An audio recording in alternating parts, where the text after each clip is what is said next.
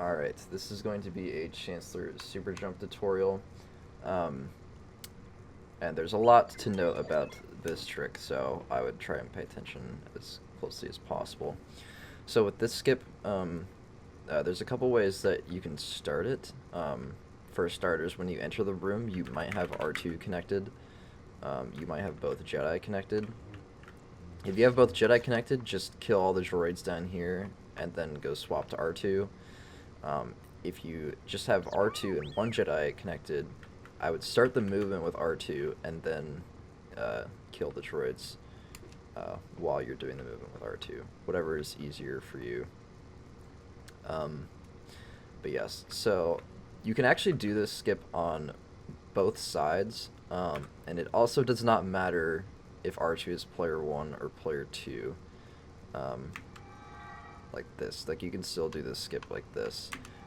But you pretty much just want Obi-Wan on controller. That is really the only thing you want. And I would also recommend doing this with Obi-Wan over Anakin, because they do have different lightsaber hitboxes when they're slow walking, I believe. Yeah, you can see Anakin's points is a lot weirder, I think, which actually does kind of affect this. So, if you have R2 called in when you start the room, he'll probably be like right here. We're going to do the left side first, and I'll show the right side later, because I do believe the left side is easier.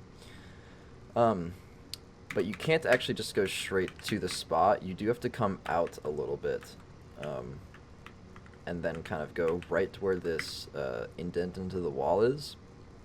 And then once you get here, you're just going to fly into this corner right here, okay? And then you're going to drop R2 out. And now, this is very key. You want to do the slow tiptoe with Obi-Wan, like this.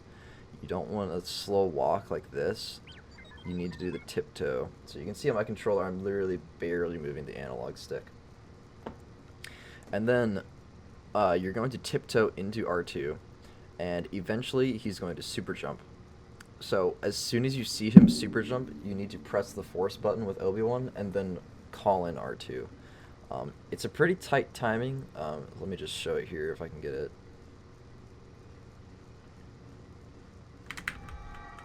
So like that, and I'm just gonna let myself die, so I can redo it again or whatever. But yeah, so you could probably see on my input display that as soon as R2 jumps, I press the force button with Obi-Wan, press F1 to call in R2. It might be F2 for you, it doesn't really matter. And then you want to press forward with R2 so he stays out of bounds.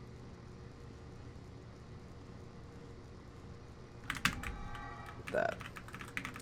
Now, the out of bounds movement is a little tricky to get down. I would say the best thing for you is to just mess with it. You're just going to have to get a feel for it yourself. You might be able to see me do it, but it's not really going to help a ton. You're just going to have to mess with it yourself. But what I do for this, there is a slope that you're going to get R2 up. So it's kind of hard to explain. I guess the slope is where, so you see the stud counter at the top, the True Jedi thing. Directly to, like, up left from that, there's like a diagonal thing going up, left, down, right. That's pretty much where the slope is that you're aiming for, and it does extend downwards more.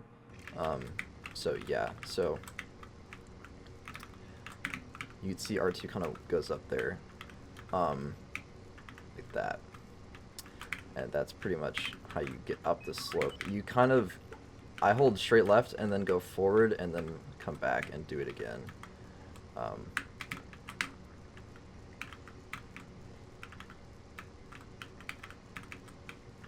Like this. And, you know, like I said, you are just going to have to get a feel for it. But once you get up here, you know, past the thing, you're just going to want to drop out Obi-Wan and then just continue onwards. Okay, so now I'm going to show how to do it on the right, and I'm also going to show how to do it with pause buffers. So if you're having trouble getting the timing down you know, without pause buffers, like you're finding the window between reaction time for forcing him is like too tight for you, you can just do pause buffers as well. Some people still do this. So once you get him set up, it's the same thing as the left side, except with pause buffers, once you've run into him for a little bit, you're gonna do the pause buffers, you know, maybe a little bit before you think he's gonna jump. And then once he moves, and I would say once he's, like, once over half of his body is out of bounds, you're gonna get into position.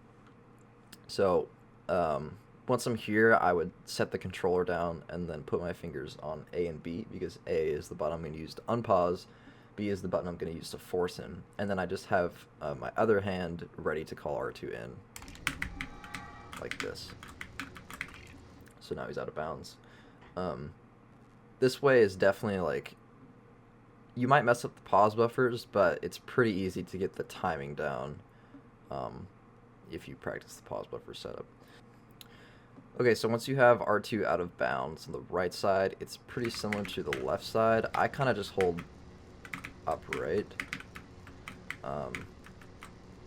You can also just hold directly right too. I like to hold upright though, because it I won't like fall down as hard here. But yeah, go upright, and then you're gonna go forward, and then left, and then back, and then just keep doing this over and over again until you get him out. It's important to note that if you fly with R2 out of bounds, he cannot go any higher. So if you're gonna fly to get to land up here, you have to be very careful about that. But yes, so once you get the skip on both sides, the trick actually isn't over. This drop and warp is a lot different. So if you have R2 on player 1, and your controller player is player 2, you do actually have to do a different strat than if R2 is on player 2 and your controller player is player 1. So I'll show the player 1 R2 keyboard, player 2 Obi-Wan controller strat first, since this is the one I do. So once you enter this next room with R2, you're just going to call Obi-Wan in, and then you're going to get a giant force push on R2. So let me show that. And so now I've paused with R2, as you can see on the top left, and I'm going to drop him out. And then once I drop him out, I'm going to pan the camera up with Obi-Wan and then run backwards. And now it's pretty much the same thing. The only difference is when you do it this way, you actually have to pause much earlier with Obi-Wan. At least I've found. I kind of have to pause right here instead of, you know, waiting a little bit. Which I guess to keep in mind does risk a hard lock a little more, but if you practice it, you should be able to get it down.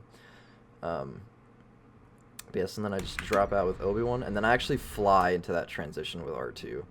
But yeah, that is how you do that with that setup. Okay, and then for the other setup, where R2 is on player 2, and then Obi-Wan is on player 1 controller, I'm actually just going to show Zach doing it, because he's going to do it much better than I would do it, since I don't do this strat.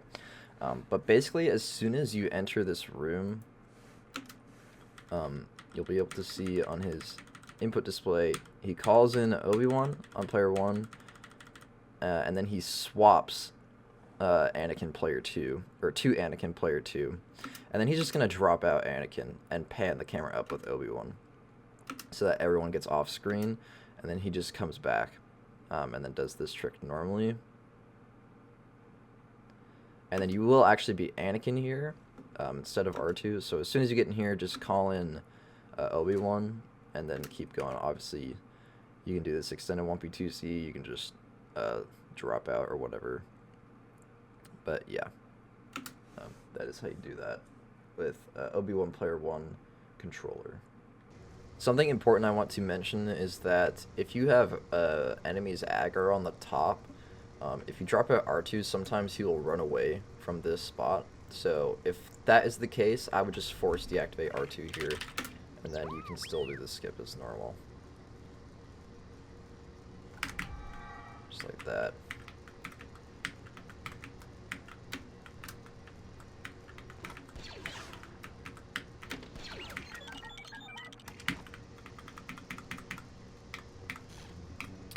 But yeah, I would say this is a really complicated skip. Um, if you're having a lot of trouble with it, especially like this drop and warp, this drop and warp after is significantly harder. As you can see, Obi-Wan died there, so now I have to do it again. If you're having a lot of trouble with this skip, I really just wouldn't bother with it for a while.